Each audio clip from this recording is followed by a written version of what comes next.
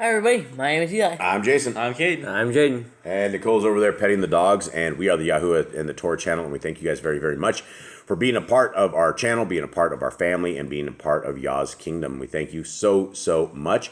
We are the people who, what, gentlemen? Who believe that the Torah is still existent for our lives, that it should be kept, that it should be done, that it is not done away with, but it was rather fulfilled, that the promises were fulfilled, that we no longer have a death that curses us to eternity of punishment, but we now have a chance for salvation. We now have a chance to live in the eternal reign that is to come. How, Jaden, how many commands are in the Torah? There's a lot. There's if we don't count Levitical laws, the ones we can't keep so far, we have 174. The ones we can and can't keep, the total is the ones we can keep is how many? 174. Okay, and the ones we can't keep? Well, we don't know how many. We don't know how they are. I would estimate probably closer to 300, maybe 300, yeah, 300-ish. Yeah, but the 613 that the Talmudic Jews have said, that is incorrect. Their numbers and all the times that they actually repeat the laws, those are very much incorrect. And so, well, I guess I'll tell you guys the adventure of this. And I will start this first, and I will try to set this up. And yesterday we had a dogfight. So sorry for those who are waiting on Youth for Yah. We, right before Youth for Yah, just a little bit before, we had some issues. And I'm going to actually take this and put this one on Pack Life as well. And so this story, I'm going to cut this one out, stick it over there, because it actually is more for there. But since we have our family here, I will explain exactly what the world of Boss Clan looks like to you guys out there. And we're either fighting demons or we're fighting dogs, but it's usually one of the same, and or life struggles that we normally have. But so let me bring this up, and let me kind of try to tell the story correctly. About a half a mile, maybe a mile away, we have this guy that lives out in the middle of a jungle. He doesn't have a house. He kind of just chainsaws some stuff together, and it's just kind of a shack. But he has a dog. And this dog is, this is the crazy thing. Being half a mile to a mile away, every 6 months, this dog goes into heat. And for a week, our house is insane. It's completely insane. Now, we have 10 pit bulls. We have 2 males that have been snipped, and the rest of them are fully loaded. And we have all 3 of our females that have all been spayed. They've all been that, and you would have to do that with females, because if the females went into heat here, we would probably all end up dead. And so we actually had that happen in the youth, the younger part of the dogs, and it was a very long time to deal with these things. So for about 4 days now, Gideon, the dad of the dogs, whatever reason, let me explain this. I'm going to keep this G-rated as I possibly can. They whatever happens, some sort of hormonal spike in the females when they go into heat, dogs from every direction get the scent of this, and they get crazy, they get weird, and it triggers something. Now, I don't know if it's because Gideon has been snipped that whatever happened. So 3 or 4 days ago, he started getting really weird, and he starts wagging his tail real funny, and he starts puffing up. And all the other dogs, I don't have any other way to say this, except they become aggressive flaming sodomites. And that is, the male dogs decide they're going to jump on top of Gideon, and Gideon isn't going to have any of this. Whatever he is emitting from his hormonal dysfunction has all the dogs really upset. And so for the last 3 days, we've had to lock Gideon in Jaden's room. And we bring him out, but we have to put the other dogs away, things of this nature. And they were starting to get a little more aggressive, and I knew something was about to go down. And last night, I was sitting here, and I was exposing some evil, and as soon as I clicked submit, I heard a ruckus. Now, I'm not going to tell my story until I have everyone else tell the story, but I walked in on the ruckus, and I ran into Caden's room. And Caden was, I think, either on his side or on his back, and there was in the middle of 2 dogs, and I guess there were 3 dogs in there. So somebody, Eli, They're 4 dogs. Somebody who has clarity into this, tell us the beginning of this, because Caden doesn't remember this. I don't remember this. What happened exactly? Okay, so we had Panther locked up in Caden's room, and I was in Caden's room. I was trying to sneak out because there were 2 dogs that were growling outside the door with Panther on the inside of the door, like they were growling through the doors. So I pushed Panther back, and then I tried to go out and stop them. Panther tries to run out the door. And then Mr. Bubs blows in. Mr. Bubs blows in. Panther leaps on top of him, but Bubs leaps on top of him even harder and sends them into the middle of the room. And where they were biting at this point, right? They blew the doors, they rushed it, and this is a very rare incident, but dogs are extremely territorial.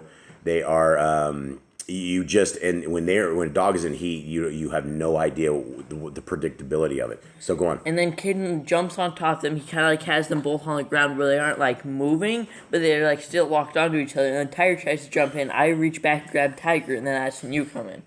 Yeah. So Caden's job, he's a graphics designer, and so. He blew the wheel off of his chair, I guess, spinning into this fight. The chair's broken. Now we have more broken stuff in this house. The wheel is broken. Cade was on top of him. So what happened? Do you have anything else, Mom? Did that pretty much cover that story? Cade, what do you remember? So I hear the dogs growling through the door, and I'm sitting at my desk doing my work as usual. And Eli's sneaking out the door, just trying to get out of the door to deal with the dogs. And Panther's walking out the door and says, "Hey, Panther, come back here." So he looks back, and then he opens the door, and a whole chaos breaks out. So I guess instinctively, I just jumped on top of them and just tried to get them to the ground and try to smother them, basically where they were controlled, where no damage was being done. Right, they're locked on, no damage, and I'm just holding them, waiting for someone to jump in to grab them out of each other's mouths. Right. And so basically from there, it just where they're very extremely strong, especially when they're that angry, it's very hard to hold them for too long. So I ended up, I guess, on my back. We basically rolled around. I have scrapes all over basically my back and my knees and things like that. So yeah, and so as I blow in the door, what I saw, because when in a dogfight, it's seconds seem like minutes and minutes seem like hours. I blew in there, and Cade was on top of Mr. Bubs and holding him. Panthro and both of the 2 dogs were locked in their mouth. Their 2 mouths, they were locked in. And there's things about dog fights. You have to be, number one, you got to be smart, you got to be courageous, and you got to be fast. So I dove in the middle. I dove right on top of Mr. Bubs. I didn't remember other dogs being in the fight, but everybody tells me that I somehow wrapped up another dog. I had him in like a triangle. So I have a vicious, angry pit bull between my legs in a triangle, and my hands have instinctively gone over to the other dogs that have their mouths together and locked.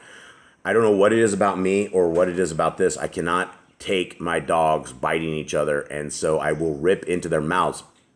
And I thought Caden had Mr. Bubs so that he was unable to be moved. So I grabbed Miss Panthro's mouth, I reached into the mouth, and I ripped his mouth open, and I moved it back, but his mouth did not disconnect. And we made a fatal mistake on this fight because Mr. Bubs' tooth was actually in the gums of Panthro. So as I tried to pull that out, it didn't work. And Panthro, I didn't realize he was locked. And so my hands are still in Panthro's mouth. Panther just starts clamping down. 1, 2, 3. On my hands, on both sets of hands. I have one hand in the bottom of his mouth, one hand in the top, and I'm just ripping his mouth open. And the boys think that the dogs are too strong in the jaws, but they're not. I have been in the mouths of pit bulls many, many times now, and it is possible completely to open their mouth, but you do get cut. I mean, you're basically you got to wrap your fingers around their teeth, and you got to pull up at such a force to release. So I tried that. I tried to break him a bunch of times. It did not break off. And at one point, I can't remember exactly what happened. Jade got in there. He got bit. Then one of them, Panther, really he started screaming. And I couldn't figure it out. Somehow it popped off and disconnected. And I got Panther under the desk. Caden and Jade both contained Mr. Bubs. And the rest of the family got the rest of the dogs in the room. So we're still sitting there. The dogs are ready to kill each other. but they're like within 2 or 3 feet of each other, and we didn't know how to get them out of the room exactly. So I'm sitting there catching my breath, looking at the damages, and I have one dog pinned under the desk. I grab that dog and pull him out, panthro, and we get him put away, and his face is all swollen up. Caden sustained dog bites all over his hands, so both hands are kind of mangled up a little bit.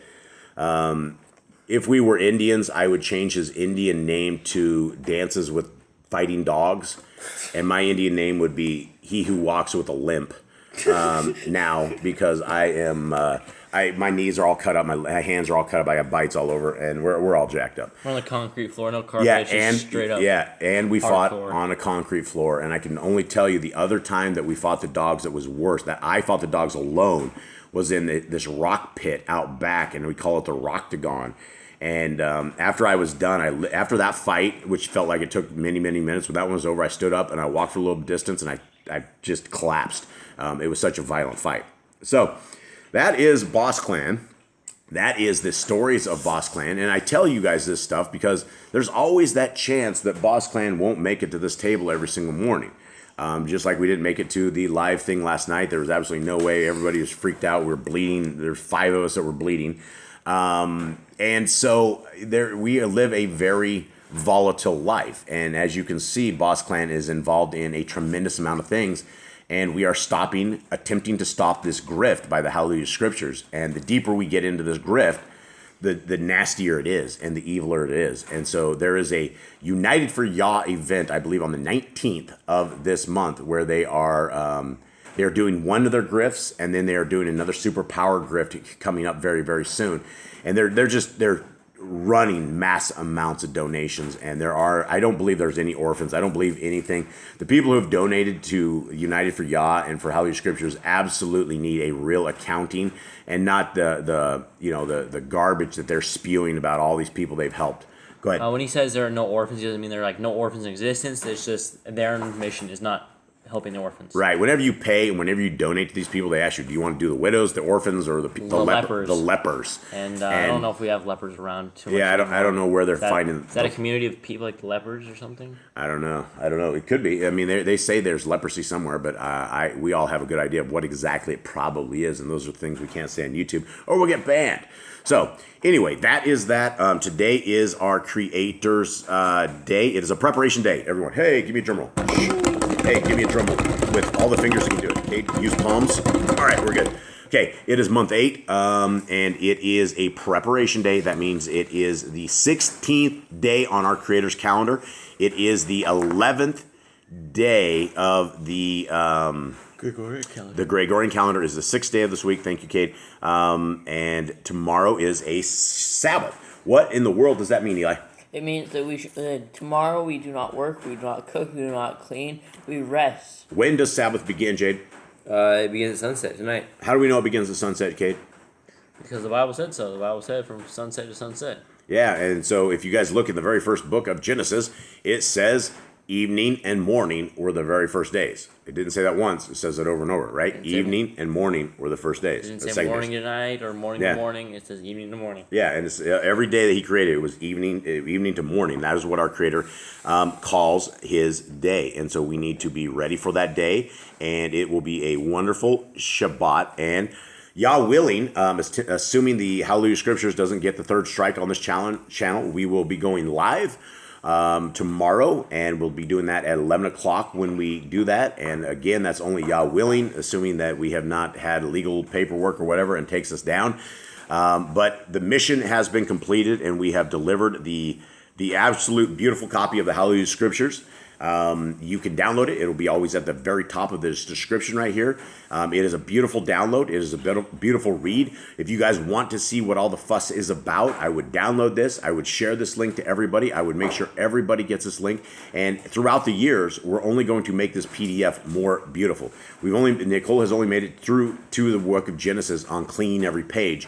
But she will be going through all the way through the end of it at some point very soon, and cleaning everything. So by the time we're done, we're going to have a as good as a hardbound print. And while the company is still in business, the Hallelujah Scriptures, if you do want a print, I would still order it.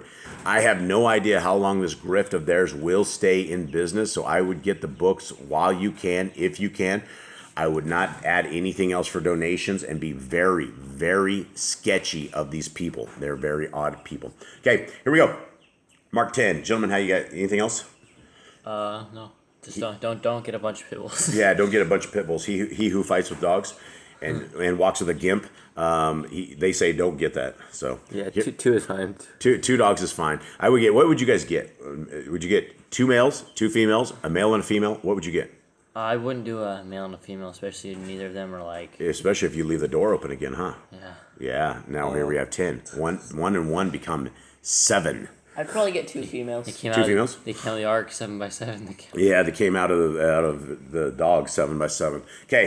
Okay, so here we go. Eli, you get 2 females? Mm-hmm. That is my consensus too. After a lot of thinking about this, I would definitely get 2 females. 2 females would be beyond protection. 1 female would be beyond protection. I would definitely get her spaded though. That's one thing I would do with every female dog, unless you're planning on having a pack, which is a bad idea. Do it for the thought of your neighbors, so their neighbors' dogs aren't all messed up too. Yeah, have some compassion on your neighbor's dogs. But if they're like little tiny chihuahuas, I don't know if that'll be a big deal, but I would assume it's going to affect them, large or small, all the same. Okay, here we go. Mark 10. Everyone ready? Yep. Okay. Excuse me. And rising up from there, he came into the borders of Yehuda, by the other side of the Yarden. And crowds gathered to him again, and as he usually did, he was teaching them again. And the Pharisees came and asked him, "Is it right for a man to put away his wife?" trying him. And he answering said to them, "What did Moshe command you?" And they said, "Moshe allowed a man to write a certificate of separation and to divorce." And Yahushua said to them, "Because of the hardness of your heart, he wrote you this command. However, from the beginning of the creation, Elohim made them male and female. For this cause, a man shall leave his father and mother and join unto his wife, and the two shall become one flesh, so that they are no longer but one flesh." All right.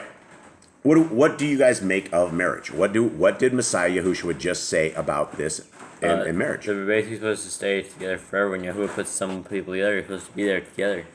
Yeah, and well, it's where a man and a woman are combined. At the end, they are to become one flesh. That means they are to become a family, right? They are to become the support structure of the entire thing. And there is a lot of weak men out there that will absolutely not take care of their family, and there are a lot of bad women that don't understand the family as well. And it really would take the Torah to make both the bad and the good into good, right? When you run your house under the Torah, when you have a set of laws, statutes, and commands that mean something, and you dedicate your family to this and you dedicate your life to this, then you will have your kids as they come out being dedicated to this as well. Okay, let's go. Therefore, what Elohim has joined together, let man not separate. And in the house, his Talmudim asked him again about this. And he said to them, "Whoever puts his wife and marries another, commits adultery against her. And if a woman puts away her husband and marries another, she commits adultery."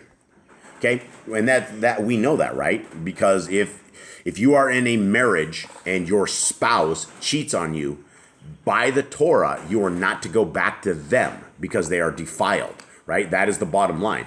So as far as like keeping your marriage together or whatever you want, you would be out of covenant in the act of adultery. So you would not want to do that because you would become an adulterer as well. So that's one of those things. If your spouse cheats on you, you need to have it game over. And I know that's against what the Christians say, because the Christians are like, well, let's just keep the marriages together and all this kind of stuff. And I mean, you would want to fight tooth and nail for your spouse, but when it comes down to adultery, you can't go back into them at all. Okay. 13. And they were bringing the little children for him to touch them, but the Talmudim were rebuking those who were bringing them. They're like, these dirty little nasty children. And when Yahushua saw it, he was much displeased and said to them, "Let the little children come to me, and do not forbid them, for of such is the reign of Elohim. Truly I say to you, whoever does not receive the reign of Elohim as a little child shall certainly not enter into it. And taking them up in his arms, laying his hands on them, he baraked them. And as he was proceeding on the way, one came running and knelt before him and asked him, Good teacher, what shall I do to inherit Kai? And Yahushua said to him, Why do you call me good? No one is good except one, Elohim. Okay, this is a Trinity breaker. Why is this a Trinity breaker?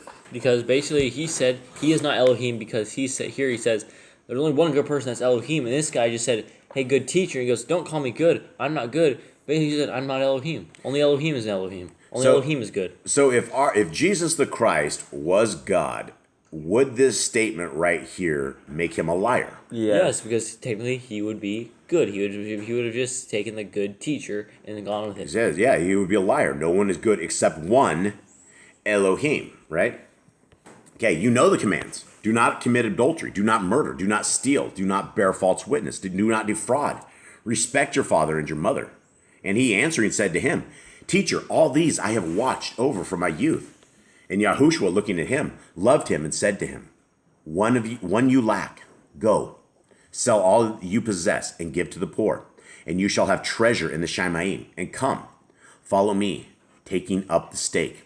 And again, we have the stake reference. You know, they've taken this cross and they've taken an instrument of death and they hang it around your neck and they hang it around all of this. And we're probably going to have our dogs erupt. Let me pause this. Okay. Sorry, guys. And Yahushua, looking at him, loved him and said to him, One you lack, go, sell all you possess and give to the poor, and you shall have treasure in the Shamayim. And come, follow me, taking up the stake.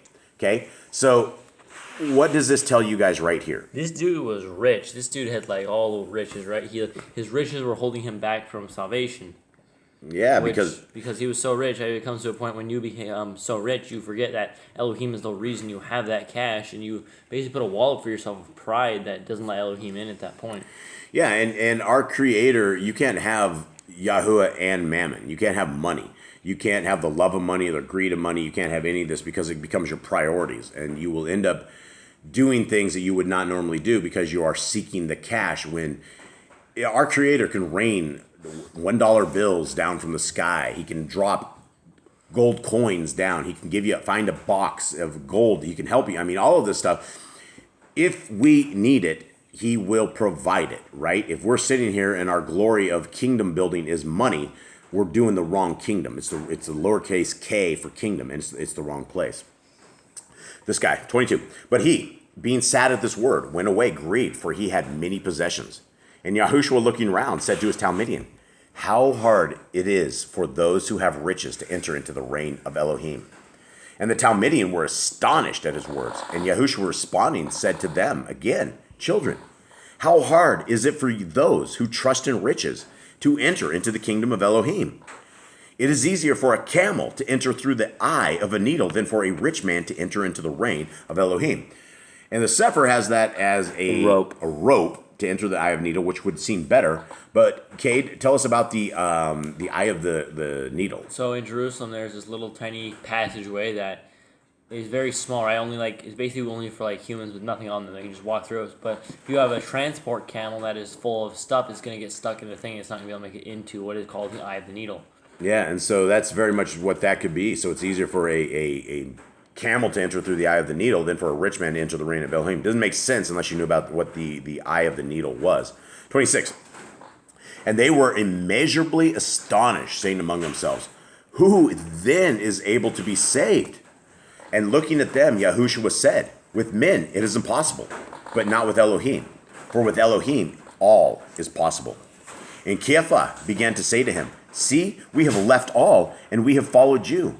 Yahushua said, Truly, I say to you, there is no one who has left house or brothers or sisters or father or mother or wife or children or lands for the sake of me and the good news, who shall not receive 100-fold now in this time, houses and brothers and sisters and mothers and children and lands with persecutions, and in the age to come, everlasting Kai. Now, I would like to point this out, that I know that there are a lot of you guys out there that are struggling. A lot of you guys are out there struggling in a lot of different ways. A lot of you guys, I read the comments, a lot of you guys believe that you end up with a generational curse, which I believe in as well. But a lot of people are carrying shame that they don't need to carry. A lot of people are carrying guilt that they do not need to carry. A lot of this stuff. Look, if you are in sin, then you need to carry the guilt. If you are in Torah and you have the Messiah, Yahushua, as your faith, then the Torah clearly says a child will not be punished for the sins of the father, or the child be punished, or the father be punished for the sins of the child. We are judged on our own account. So for those who are carrying unneeded guilt, unneeded health problems because you are worrying about things at all times, there's no need to do that, right? There is no need to do that. Our Creator has given us a way out of this. And even though we have all come from horrible pasts, people have done very evil things to us. We all have scars. We all have tissue. We all have brokenness that we carry with all of us, and some far more than others. Our Creator understands this. He knows this. And so we need to lean on Him and forget the guilt and forget this other stuff that we have. But again, I'd like to say that if you are walking contrary to the Torah, then the guilt is exactly what you need, because we got to get our lives right. 31. But many who are first shall be last, and the last first. And they were on the way, going up to Jerusalem. And Yahushua was going before them. And they were astonished.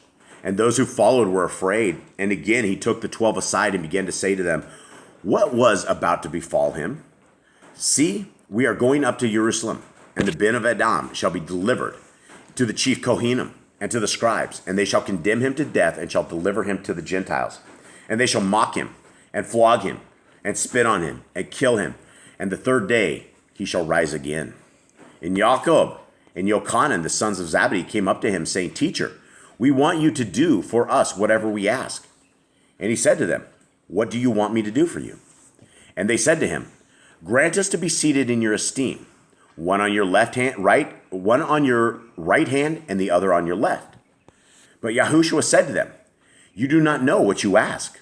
Are you able to drink the cup that I drink and be immersed with the immersion that I am immersed with? And they said to him, we are able. Those are hard words right there. We are able, right? Those are when you do. It's like us tasking somebody. Do you understand the situation you are about to get into?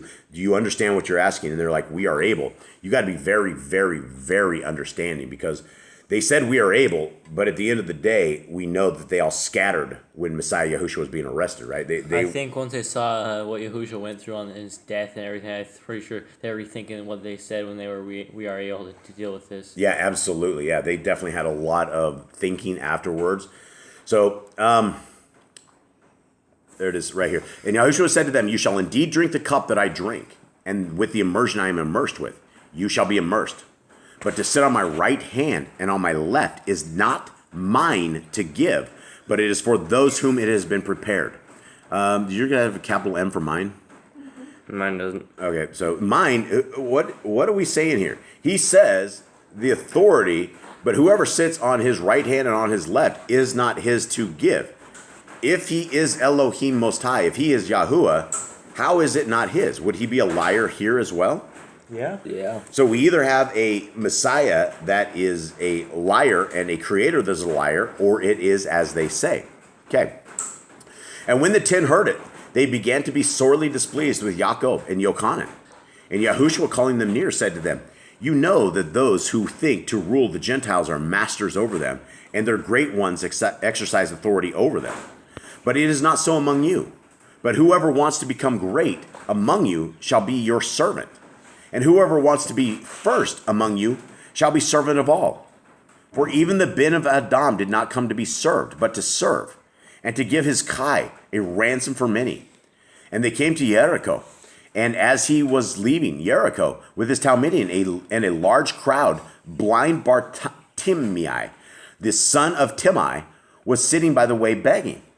And when he heard that it was Yahushua of Nazareth, he began to cry out and say, Yahushua, Ben of David, have compassion on me. And many were reprimanding him to be silent. But he cried out all the more, Ben of Adam, have compassion on me.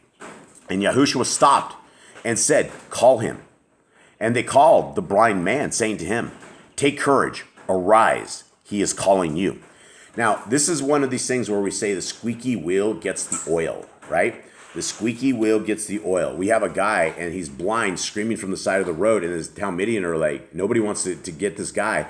And then all of a sudden, they're like, take courage, arise. He is calling you. What a moment in this guy's life. And he, throwing aside his garment, rose and came to Yahushua. And Yahushua responding said to him, what do you desire I do for you? And the blind man said to him, Rabboni, that I receive my sight. And Yahushua said to him, go, your belief has healed you. And immediately he saw again and followed Yahushua on the way. So my question is, why the first time that he had a blind dude, why did he have to put mud on his eyes and now he can just say, go, you're no longer blind? I think it's all I don't want to say a show, but it's like an experience for these guys, right? I believe Messiah Yahushua has all the power in the world. He can speak, and whatever happens, happens. But if you're demoing this, if you have a crowd, if you're doing this, right, you're looking for that dramatic moment or a different way. I don't think there was a different way. I think he has the power of his Father. I believe that he can do whatever it is. He has the power on this earth, and that he is able to whatever he says goes. And I think it's just how he demoed it, how he exampled it, and stuff that people had never seen, right? It's just they'd never seen this. So I don't have an answer for that, Kate. I have a thought. Maybe it's about how the person believes. Do they believe they have to be healed to be touched? Or could they just believe that they'll be healed by words? Maybe. I don't know. I don't have any answers for that, but it is a preparation day. I do have an answer for that, and tomorrow's a Shabbat, so I have another answer there. And I guess that is it. Anyone here of you fellas have anything? Nope. Read your Bibles, prepare, and so you have a great rest of tomorrow. Yeah, have a great day, and I guess we'll say much love from the Boss Clan and from everyone at Yahoo and the Torah, which is the Boss Clan. All right. We're out. Shalom. Shalom.